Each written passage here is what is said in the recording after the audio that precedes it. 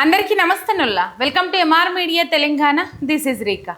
ఈ Congress party అధికారంలోకి వచ్చింది ఎందుకయ్యా అంటే ఎక్కడ ఏ భూములు ఉన్నాయి, ఎక్కడ ఏ భూములు మింగుత బాగుంటుంది, ఎక్కడ నిషేధిత జాబితాలో ఉన్న భూములు ఉన్నాయి, ఆ భూముల మీద ఎట్లా వాలిపోవాలి, ఆ భూములను ఎట్లా వాడుకోవాలి, ఆ భూములను అమ్మేసి పైసల రూపంలో ఎట్లా మలుచుకోవాలి, ఆ పైసలతోని ఢిల్లీకి మూటలు ఎట్లా మొయ్యాలి, ఆ పైసలతోని మన సంచులు ఎట్లా నింపుకోవాలి, మన భోరాలు ఎట్లా నింపుకోవాలి, గిదే ఆలోచన కనబడతా ఉన్నది రేవంత్ రెడ్డి అయిన రేవంత్ రెడ్డి సర్కార్ తానా. ఇక మరి మంత్రులు ఏం చేస్తుండ్రు, ఎమ్మెల్యేలు ఏం చేస్తుండ్రు, అందరికీ తెలియని ముచ్చట ఏం కాదు, అదంతా ఓపెన్ సీక్రెట్. కానీ ఒక ముందటి నాగలు చక్కగా పోతే వెనక నాగలు చక్కగా వస్తుంది. ఇక మొత్తం రాజు మంచోడైతే రాజ్యం బాగుంటుంది. కానీ రాజే గీ కథలు చేసినాక, గీ లెక్కలు చేసినాక రాజ్యం ఏం బాగుంటుంది చెప్పుండ్రి. ఇంకా ఆయన జాడల్లో, ఆయన అడుగు జాడల్లో నడిచేటోళ్ళు ఇంకే పనులు చేస్తారో మనం అర్థం చేసుకోవాల్సిన అవసరం ఉన్నది. ఎట్లయిపోయింది తెలంగాణలో పరిస్థితి అంటే, సైలేను మొక్కపోనికి పెళ్ళం కావాలి, కంచం నిండా సైలేను కూరతోని బువ్వ పెట్టిన ఏం లాభము, సైలేను మొక్కపోనికి పెళ్ళి ఎత్తే ఏం లాభము అన్నట్టు ఒక సామెత ఉంటుంది. ఆ సామెత లెక్క అయిపోయింది ఇలా తెలంగాణ రాష్ట్ర ప్రజల పరిస్థితి. ఏమో చేస్తారు అన్నీ ఇలా మార్పు అని చెప్పేసి నెత్తి మీద ఎక్కించుకొని అధికారంలోకి తీసుకొస్తే ఏ విధమైన పరిస్థితులు మనం చూస్తున్నామో అందరికీ తెలుస్తూ ఉన్నది రాష్ట్ర వ్యాప్తంగా. రైట్, ఇక్కడ హైడ్రాని ఎందుకు తీసుకొచ్చిండ్రు అనేది ఇప్పుడిప్పుడు బయటపడతా ఉన్నది. ఏ విధంగా బయటపడతా ఉన్నది, ఎట్లా బయటపడతా ఉన్నది అని అంటే, హైకోర్టు లేవనెత్తుతున్న అభ్యంతరాలు కానీ, హైకోర్టు హైడ్రాకు ఈ సర్కార్కి వేస్తున్న మొట్టికాయలు కానీ మనం అబ్జర్వ్ చేసినట్లయితే హైడ్రాను ఎందుకు తీసుకొచ్చిండ్రు అనేది మాత్రం అర్థమవుతుంది. రైట్, మొన్నటి నుంచి షాకుల మీద షాకులు ఇస్తానే ఉన్నది హైకోర్టు ధర్మాసనం రేవంత్ రెడ్డికి అయింది, రేవంత్ రెడ్డి సర్కారుకు. ఇటు పోతే హైడ్రా రంగనాథ్కు. ఇవరి మళ్ళీ కొత్తగా ఏం షాక్ ఇచ్చింది, ఏం కథ, అన్ని ముచ్చట్లు మనం ఈ వీడియోలో మాట్లాడుకుందాం. మీరు ఒక్క సబ్స్క్రైబ్ చేసుకోండి, మీ ఒక్క సబ్స్క్రైబు నాకు ఎంతో బలాన్ని ఇస్తుంది. చూస్తూ ఒక లైక్ కొట్టుండి, అట్లనే షేర్ కూడా చేయండి. ఇక ముచ్చట్లకు పోతే దాదాపు నిషేధిత భూములు ఏవైతే ఉన్నాయో ఆ భూములలో అడుగు పెట్టాలి. హైడ్రా మెయిన్ ఉద్దేశం ఏంది, వీళ్ళ మీదకి చెప్పే ఉద్దేశం ఏంది? హైడ్రా చెరువులను కాపాడుతుంది, కుంటలను కాపాడుతుంది, పర్యావరణాన్ని కాపాడుతుంది, నాలాలను కాపాడుతుంది, ఇది చెప్పుకుంటూ పోతారు. కానీ వాస్తవానికి అక్కడ పనిచేస్తుందా హైడ్రా? ఏవో పేదల ఇండ్లు కూల్చి ఈ ఇల్లు కూల్చినాము, మీరు చెప్పినట్టు వినకపోతే మీ ఇల్లులో కూడా కూలుస్తాము, పేదోళ్ళ ఇల్లు కూల్చినాము, మీ ఇల్లు కూల్చడము మాకు పెద్ద పనేం కాదు, మీ కన్స్ట్రక్షన్స్ కూల్చడము మాకు పెద్ద పనేం కాదు అని చెప్పేసి పెద్దోళ్ళను బెదిరించి పెద్దోళ్ళ నుంచి కమిషన్లు, దందాలు, సెటిల్మెంట్స్, డీల్స్ ఇవే నడుస్తూ ఉన్నాయి. గందుకే పుట్టుకొచ్చింది హైడ్రా. నిజంగా ఎంతమందిని ఏడిపించిందోళ్ళ, ఎంతమంది శాపనార్థాలు పెట్టిండ్రు.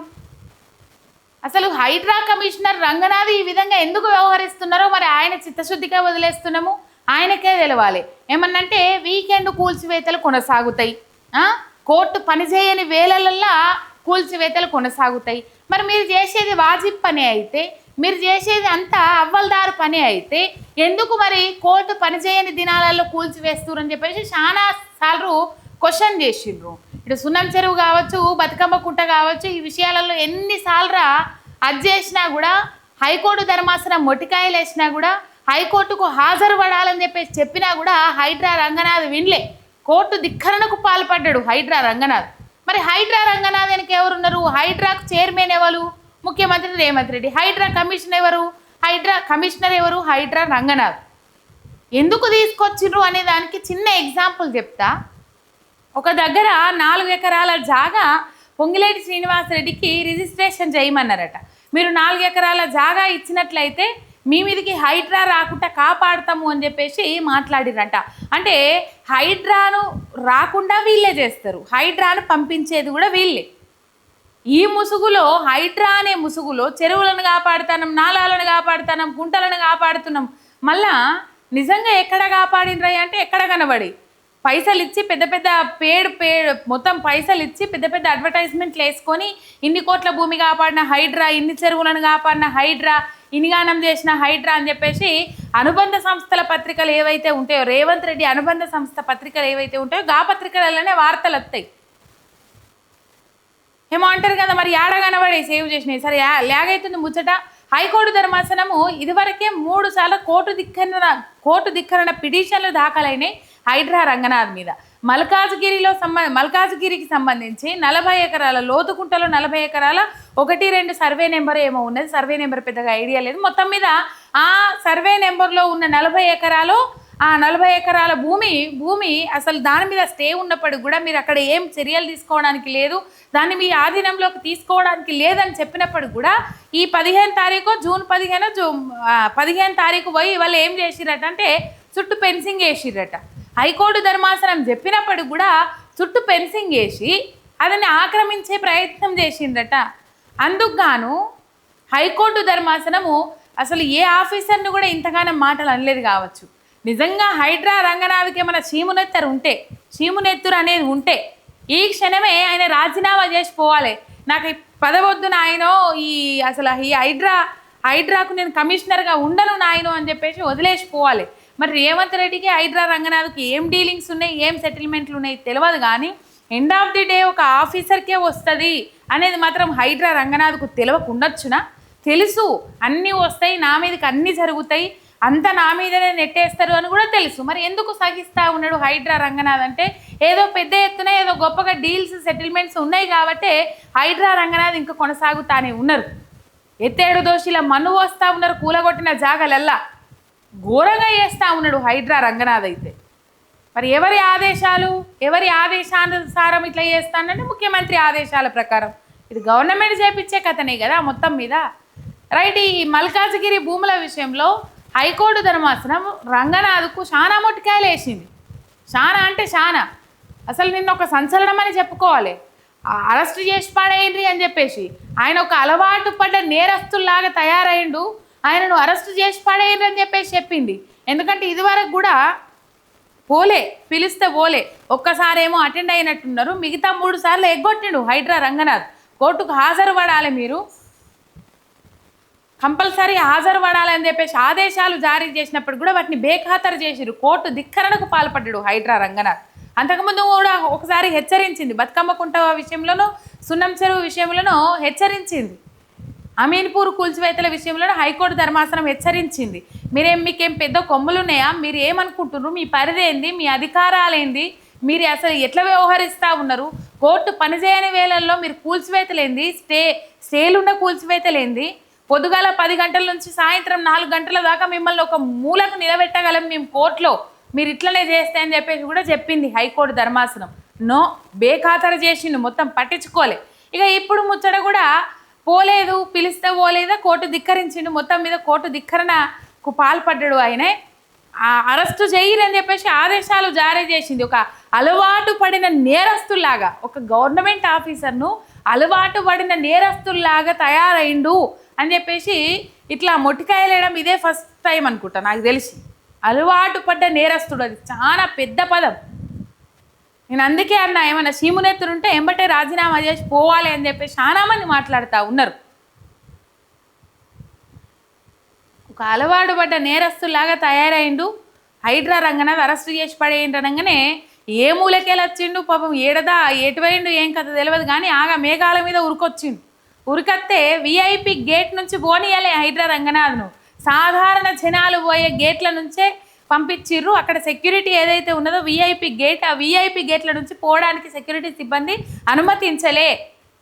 సిబ్బంది అనుమతించకుండా సాధారణ జనాల లెక్క అక్కడ కారు పార్కింగ్ చేసి గాబరగా లోపలికి వెళ్ళిపోయింది.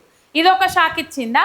ఇంకొక ముచ్చట ఏంటంటే 650 ఎకరాలు ఏదైతే శంషాబాద్ బహదూర్గూడకు సంబంధించి బుల్లెట్ ట్రైన్ పోతుంది, బుల్లెట్ ట్రైన్కి కావాల్సిన 28 ఎకరాలు ఏమోనట అంతే. బుల్లెట్ ట్రైన్కి సంబంధించి ఆ 28 ఎకరాలు అంటే ఈయనే ఈ మోతవారి పెద్ద మనిషి 650 ఎకరాల జాగా మీద కన్నేసిండు. వాళ్ళు పాపం కొన్ని కోట్లు ఉన్నదట, ఒక్క ఎకరము కొన్ని కోట్లు ఉన్నదట. ఆ జాగా మీద కన్నేసి బుల్లెట్ ట్రైన్కి కావాల్సిన దానికంటే ఎక్కువ మొత్తం ఆ ఊరే ఒకటే సర్వే నెంబర్లో ఉన్నదని చూపించే ప్రయత్నం చేసిండంట రేవంత్ రెడ్డి. ఇక మరి రెవెన్యూ శాఖ మంత్రి ఎవరు ఉన్నారు, ఇక ఆ శాఖలో జరుగుతున్న అవినీతి ఇంకే శాఖలో జరుగుతలేదని చెప్పేసి మాట్లాడుతూ ఉన్నారు చాలామంది. మొత్తం ఊరు ఒకటే సర్వే నెంబర్లో ఉన్నదని చెప్పేసి చూపెట్టే వరకు పాపం వాళ్ళు ఊకుంటారా? వాళ్ళు 50-60 ఏళ్ళ నుంచి వాళ్ళ తాతలు వాళ్ళ ముత్తాతల కానుంచి అక్కడనే జీవనం కొనసాగిస్తూ ఉన్నారు. వాళ్ళ బతుకుదేరు అదే, వాళ్ళ పంటలు పండించుకుంటారు. ఆ 2-3 ఎకరాలు తీసుకొని లేకపోతే ఇంకొక దగ్గర 500 గజాలు 600 గజాలు ఇస్తామని చెప్పిరట. ఎక్కడ 2-3 ఎకరాలు, ఎక్కడ కోట్ల రూపాయలు, ఎక్కడ గజాలు. అందుకే లొల్లి కూడా బాగా అయింది. దానికి పట్ల కార్తికన్న పోయిండు, ఆయన సబితా ఇంద్రారెడ్డి పోయిండ్రు. ఇక్కడ పట్ల కార్తికన్న మీద కేసు కూడా ఫైల్ చేసిండ్రు. పాపం అక్కడ వాళ్ళు కారం పొడి కొట్టిండ్రు అని చెప్పేసి వాళ్ళ మీద నాన్ బెయిలబుల్ కేసులు పెట్టిండ్రు. వాళ్ళ మీదనైతే వీళ్ళు ఇస్తారు ఇతన కింద పడేయచ్చు, నూకేయచ్చు, ఎట్లా పడితే అట్లా లాగచ్చు, కాలు చేతులు ఇరిగిపోక గొర్ర గుంజుకపోవచ్చు. పోలీసు వాళ్ళు కదా, వాళ్ళకి పవర్స్ ఉన్నాయి. పేదలు కదా, పేదోళ్ళకు పవర్స్ ఉంటాయి, ఉండయి కదా. కారం పొడి కొట్టిరని చెప్పేసి నాన్ బెయిలబుల్ కింద సెక్షన్లు పెట్టి జైల్లో పెట్టి మరో లగచర్ల లాగా అవుతుంది. అప్పుడేమో లగచర్ల ఇష్యూలనేమో మానవ హక్కుల కమిషన్ స్పందించి ఈ రాష్ట్ర సర్కారుకు మొట్టికాయలు వేసింది. ఇక్కడనేమో హైకోర్టు ధర్మాసనం స్పందించి దాని మీద స్టే విధించింది. పాపము ఆ చుట్టూ 650 ఎకరాల దగ్గర దాకా ఎకరాలకు ఫెన్సింగ్ వేసిరు. హైడ్రా ఎంటర్ అయ్యి దానికి ఫెన్సింగ్ వేసి పడేసింది. పాపం వాళ్ళ భూములకు వాళ్ళు పోవాలంటే వాళ్ళ ఆధార్ కార్డు చూపెట్టుకోవాలన్నట్టు. గొడ్డు గోదా వ్యవసాయం అన్నీ పోని, వాళ్ళని పోనిచ్చు లేదట. పాపం ఈ రకమైన ఇబ్బందికరమైన పరిస్థితులు నిన్న ఏదో ప్రైవేటు భూమి అని చెప్పేసి 28 ఎకరాలకు సంబంధించి స్టే విధించింది. అండ్ ఇయ్యల్లో ఒక సంచలనమైన ముచ్చట చెప్పింది హైకోర్టు ధర్మాసనం. ఆ 650 ఎకరాలలో ప్రభుత్వం ఎటువంటి చర్యలు చేపట్టడానికి లేదు, ఎంబటే వేసిన ఫెన్సింగ్ ఏదైతే ఉన్నదో దాన్ని తీసేయండి మర్యాదగా అని చెప్పేసి హైకోర్టు ధర్మాసనం హెచ్చరికలు జారీ చేసింది, ఆదేశాలు జారీ చేసింది. ఇంకేమన్నా ఉన్నదా దానివల్ల? మొత్తం భూముల మీద ఎగవరుడు, భూములు గుంజుకునుడు, బుల్లెట్ ట్రైన్ కోసము 650 ఎకరాలు. అదే ఒక్క ఊర్లోనే సురుగుతుందా ఇట్లా రుంగం బుల్లెట్ ట్రైను? 28 ఎకరాలు కావాల్సింది ఉంటే 650 ఎకరాల మీద కన్నేసిర్రట. అంటే ఆ బుల్లెట్ ట్రైను ఆ ఊరు మందమే తిరుగుతుందా? ఇట్లా బహదూర్ గూడలనే తిరుగుతుందా? ఇట్లా చక్కగా పోదా రైలు పట్టాల మీదకి వెళ్ళిపోయినట్టు? 650 ఎకరాలలో ఇట్లా మన పెండల పురుగు మలుసుకున్నట్టు లేకపోతే అప్పులను గుర్రం మలుసుకున్నట్టు అట్లనే తిరుగుతుందా? తిరగదు కదా. దీన్ని బట్టి అర్థం చేసుకోవచ్చు మనం. హెచ్సియు హైడ్రా రంగనాథ్కి ఒకటే చెప్తున్నాం, హెచ్సియు భూముల విషయంలో సిఎస్ను తాత్కాలిక జైలు ఏర్పాటు చేసి మీరు అక్కడ తొలగించిన చెట్లు ఏవైతే ఉన్నాయో అవి పునరుద్ధరించకపోతే తాత్కాలిక జైలు ఏర్పాటు చేసి అక్కడనే ఉంచుతామని చెప్పేసి అక్కడనే జైల్లో పెడతామని హెచ్చరించింది సుప్రీంకోర్టు ధర్మాసనం. ఎండ్ ఆఫ్ ది డే ఆఫీసర్ల మీదకి వస్తుంది. మరి అన్ని తట్టుకుంటా నాకు డీలింగ్సే కావాలి, సెటిల్మెంట్లే కావాలని అనుకుంటున్నారు. అంగనాది ఏం తెలియదు కానీ మొత్తం మీద ఈ కథ అయితే నడుస్తూ ఉన్నది. హైకోర్టు ధర్మాసనము చాలా కీలకమైన అండ్ చాలా ఏమంటారు ఒక పవర్ఫుల్ మాటలు ఇడిచిపెట్టింది హైడ్రా రంగనాథ్ మీద. మరి జిర్రులేని మనుషులు ఇప్పటికైనా హైడ్రా తీరు మార్చుకుంటుందా లేకపోతే అట్టనే పోతుందా చూద్దాము అని చెప్పేసి మాట్లాడుకుంటారు చాలా మంది. ఒక సబ్స్క్రైబ్ చేసుకొని సపోర్ట్ చేయండి. మీ ఎంఆర్ మీడియా తెలంగాణ చిన్నారు.